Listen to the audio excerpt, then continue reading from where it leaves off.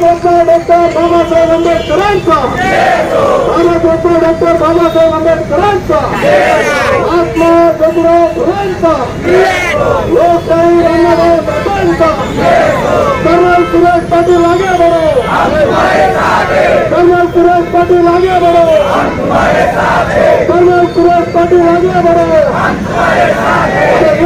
येणार तो कर्नल सुरेश पाटील जो आहेत तो येणार तो येणार तो एक लक्षात घ्या, या देशाची सेवा करणारा फक्त एकमेव माणूस म्हणजे या देशाचा फौजी. आणि जेव्हा जेव्हा या देशावर संकट येतं तेव्हा या देशाला फक्त फौजीच वाचवतो. अतिरेकी हल्ला झाल्यानंतर आपल्या देशाचं कोण संरक्षण करतं? फौजी करतो. नैसर्गिक संकट आल्यानंतर या देशाला नागरिकांचं संरक्षण कोण करतं? फौजी करतो. जेव्हा जेव्हा देशावर संकट येतं तेव्हा फौजी या देशाला वाचवणार जर असेल तर मग या देशाच्या लोकशाहीच्या निवडणूक प्रक्रियेमध्ये फौजी का नको?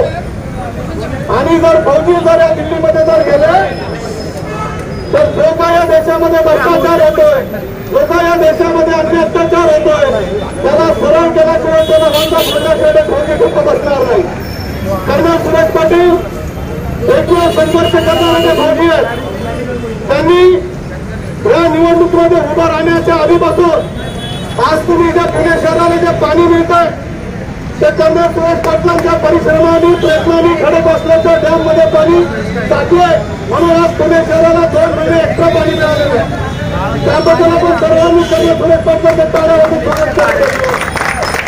कर्नल सुरेश पाटील नुसतं पुणे शहरामध्ये लोकसभेला उभे राहिले नाही तर त्यांनी काम करून दाखवलेलं आहे. ज्या ज्या पक्षाचे उमेदवार उभे राहिलेले आहेत पुण्याच्या पाण्याचा प्रश्न ते सोडू शकत नाही, फक्त कर्नल सुरेश पाटील सोडू शकतात. पर्यावरण आतापर्यंत कर्नल सुरेश पाटलांनी 30 लाख झाडं लावलेली आहेत. कुठल्याच उमेदवारांनी पर्यावरणासाठी झाडं लावली नाही, झाडं तोडून सिमेंटची जंगले उभं केलेली आहेत. त्यामुळे आज आपल्याला त्रास होतोय. त्यामुळे हीट वाढायला लागली पुणे शहरामध्ये.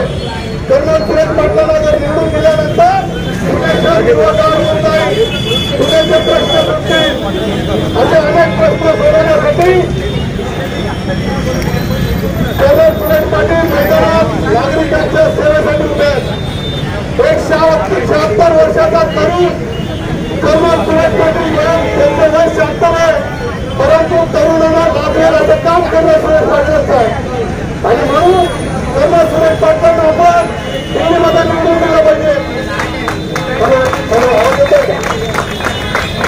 तुम्ही बघा कर्नल सुरेश पाटील 50 ते 60 देश फिरून आलेले, त्यांना प्रचंड अनुभव आहे. त्यांना इंग्लिश येतं, हिंदी येतं, मराठी येतं, परंतु ज्या ज्या पक्षाचे उमेदवार आहेत त्यांना साधी हिंदी बोलता येत नाही. दिल्लीमध्ये तुमचे प्रश्न कसे मांडतील? त्यामुळे बुद्धीचा विचार करा. उद्या दिल्लीमध्ये निवडून जाणारा आपला उमेदवारांनी प्रश्न मांडले पाहिजे. आणि दिल्लीमध्ये मराठी चालत नाही, हिंदी किंवा इंग्लिश बोलावं लागतं. त्यामुळे आपल्याला धर्मेश्वरांनी, अल्लानी, भगवाननी डोकं दिलेलं आहे. त्यामुळे मतदान करताना कर्नल सुरेश पाटलांना या सिलेंडरच्या समोर 12 नंबरच्या ईव्हीएमच्या मशीनमध्ये मतदान प्रचंड बहुमताने निवडून आल्याचा सर्वात आपल्याला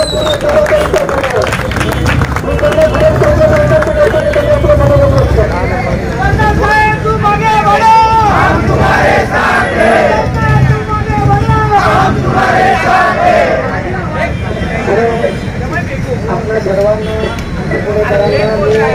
दोन्ही हात जोडून अभिवादन करतो. विनम्रपणाने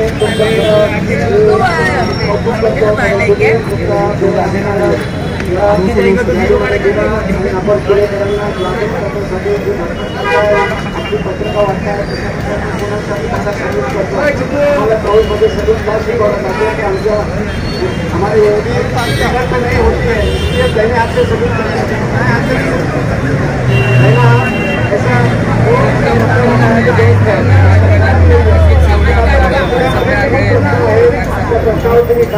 बोलत असतो वाहतुकीच्या बोटद्वारा झालेला प्यायला पाणी नाही आहे.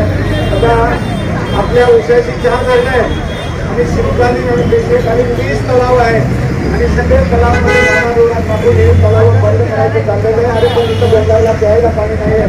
पण हम फौजी लोग कर्नल सादे साहब है, हमारे प्रवेश भाई है, हम लोगों ने पिछले 20 सालों से जो खड़गवासला जो डैम है उसके अंदर से मट्टी निकाल के 25 लाख ट्रक लोड मट्टी निकाली हमने. और जब आप 1 ट्रक लोड मट्टी निकालते हो बाहर तो 1 टैंकर इतना पानी वहाँ रुक जाता है. तो आप गुणाकार करिए 25 लाख गुणी में 10,000 का टैंकर होता है, 12,000 का भी टैंकर होता है. तो इतना पानी पिछले 3 महीने से जो आप लोग पानी पी रहे हो उसके लिए ये हमारे जो भूतपूर्व सैनिक है जैसे कर्नल साहब है, विरोध भाई है, रानडे है, ये सब हम लोगों ने मेहनत की है. अपन मराठी में तो आपका नाम कैसे करना है. और मेरे हाथ में तो JCB का लगा था तो मेरा खून भी शायद 2 खून के पुणे वालों के लिए यहाँ गिरा हुआ है. और वहाँ 30 लाख पौधे हम लोगों ने लगाए हुए हैं. अब उसके कारण जो पर्यावरण हम लोग सब मिल के काम कर रहे हैं. मैं पुनः चाहता हूँ अभी देखिए मेट्रो इन्होंने बना दी. कोई भी हमारे घर में तो बच्चा पैदा हो जाता है तो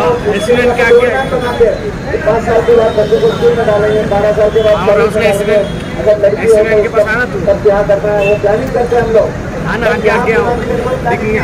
5 साल पहले आप लोगों ने 30,000 करोड़ खर्चा करके अपना BRT बना दी.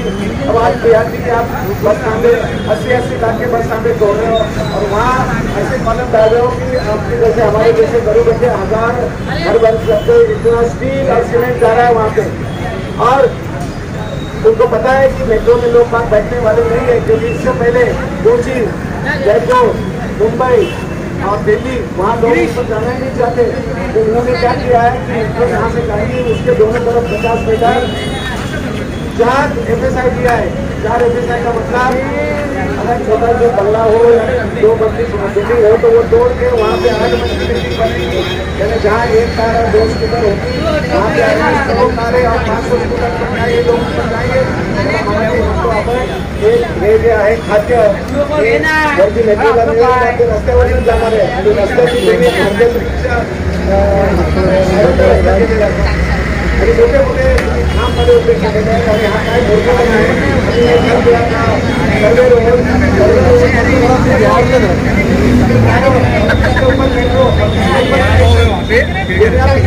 जैसे हमारे फिरोज भाई ने बताया मैं 60 से 50 देखा हूँ कहीं नहीं है.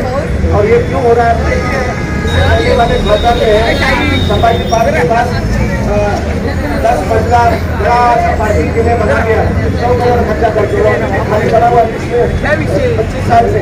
कोई हमारा आपका घर आता होगा पैसा नहीं.